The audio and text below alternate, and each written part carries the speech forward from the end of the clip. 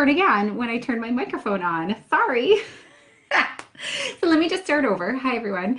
So I am always looking for books that deal with either multiculturalism or multiple languages or something about like acceptance and identity and things like that. And so I have found that Kickstarter and IndieGoGo have the best books for that because these are not mainstream books. These are books that are being published by indie authors because they're not by large traditional publishers, and they are books that are like really good books that my kids absolutely love. That I'm just like, I love this. And so I just want to show you the best books that I have found on Kickstarter and IndieGoGo.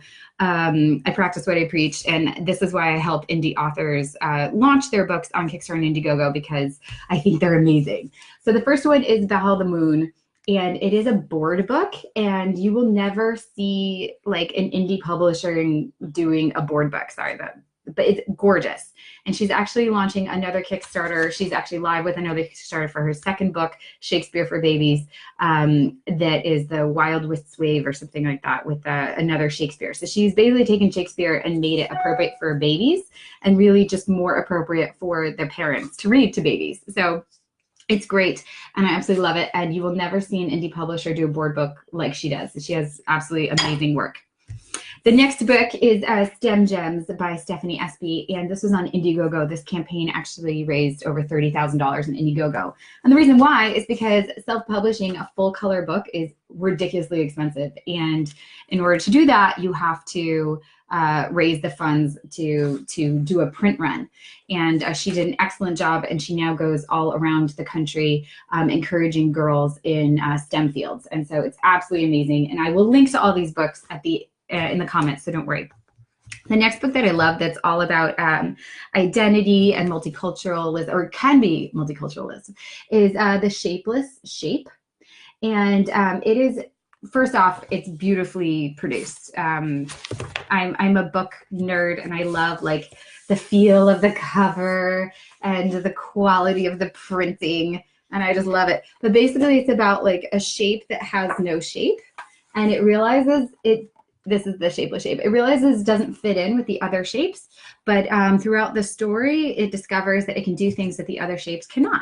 And I really thought this was a great parallel between like multicultural kids or kids living outside of their home country, is that they have either no shape or a different shape, and the identity stuff and how they contribute to society in a different way. I thought that was great.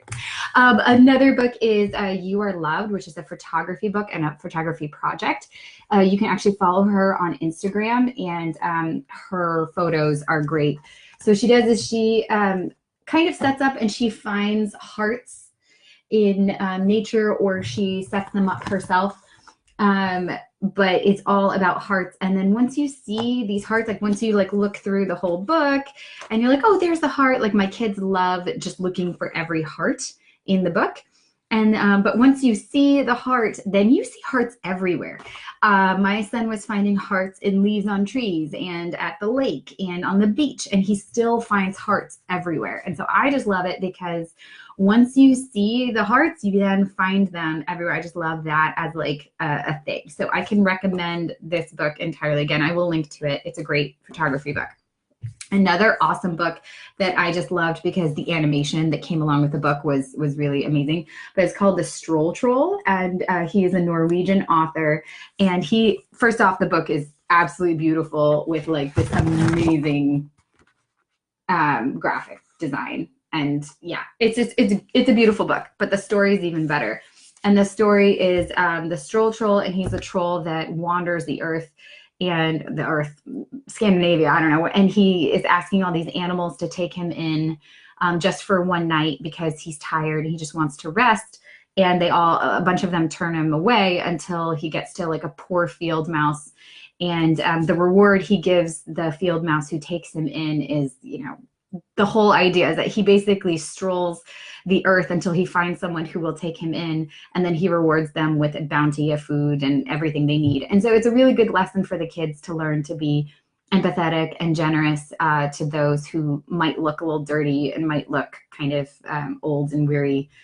So I thought the main message behind it is great. Not only is the message great, but he did the message in Norwegian and he did the message in English. So like this is, you can decide which book you want, if you want the Norwegian version or the English version, but it's a rhyming book in English. And just to do that in 2 languages is just like gold standard. Like I have a hard enough time rhyming a story in English, let alone translating it and making it rhyme. So he did an excellent job, and he has more than 1 book out. So I will link to his website. Also, if you're into the arts, Kickstarter and IndieGoGo are a great place to support creative projects because many art books are not funded because there's no audience for them. I don't know. So it's a great way to support the arts. And this is another one, Picasso Loves Shapes. And at the end, she talks about like Picasso's love for shapes and how he incorporates them into his art. But then also at the end, there is a little part where like the kids can practice drawing shapes on their own and creating something on their own. So I think that that's a great way also to bring art to your kids in a very simple way that they can enjoy.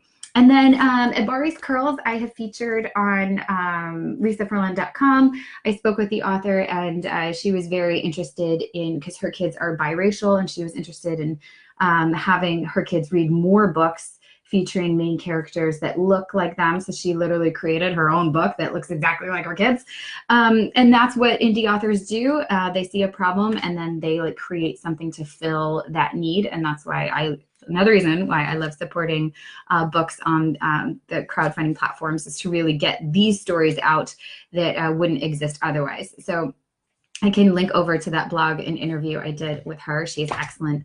And then finally, we have The Line, which again is another beautiful book. It's just like so creamy and soft. I just love it. But it's so well produced. I mean, come on, like this is beautiful. So it's a story about a line, and obviously it's a simple story, but it's all about what happens to the line in life. And it's a great way to sort of share a life story in a line. And then at the end, it's sort of like what happens to the line when the line runs out, like what happens. And so this is a really simple story for your kids, but a good conversation starter if you're interested in that. And I will link to all of these. And the reason why I'm talking about Kickstarter and IndieGoGo is not just to support indie authors. That is also amazing. But that if you are an indie author yourself or interested in crowdfunding a creative project, I am in the pre-launch phase of my Kickstarter crowdfunding course called Crowdfund Your Book Like a Boss, where I put in all of my expertise and knowledge of Kickstarter and IndieGoGo into one course so that people can successfully raise money on Kickstarter and IndieGoGo, because it's totally doable. It is a marketing strategy, and then your book is totally funded, and then everything you do after that is just gravy. And it's all the same work you would have to put into a book launch. It's maybe a little more work, and then your book is funded, as opposed to like you're doing a book launch and you're hoping to make the money back in your book sales. So it is a marketing strategy for sure, and it is a successful one that I have done and that I've helped others do, and that I would love to help you do if you are so interested. And if you enroll before the end of this month, you get a free 30-minute strategy session with me where I will personally customize your strategy for your book that you will have, or your project, your creative project, so that you will be successful on these platforms. So these are all successful books. I wouldn't have them in my hands if they were not successful, if they did not raise enough money. And I share them because I believe in them, and because I actually know most of the authors, because I reached out to them and we had a conversation and we talked about what worked and what didn't work and what they would do differently and all those great things. So all of that knowledge will be in the course, because it is exciting. It's exciting to like launch a creative project and have it go kind of viral and have it be funded. I mean, what a cool thing. Anyway, I will link to all of the resources that I showed you in this video so that you can check them out if you are interested, or if any one of them you want to find out more information. They're really great, and I absolutely love supporting creative projects. Even if you're like, I don't find my books on Kickstarter, IndieGoGo, like you should, because they're super cool, innovative projects, creative projects. They're every month. that are looking for support, and it's really exciting to get to support something and help something get created and bring something to life. So I will link to everything. If you have any questions or comments, leave a note and I will respond soon. Okay, bye everyone.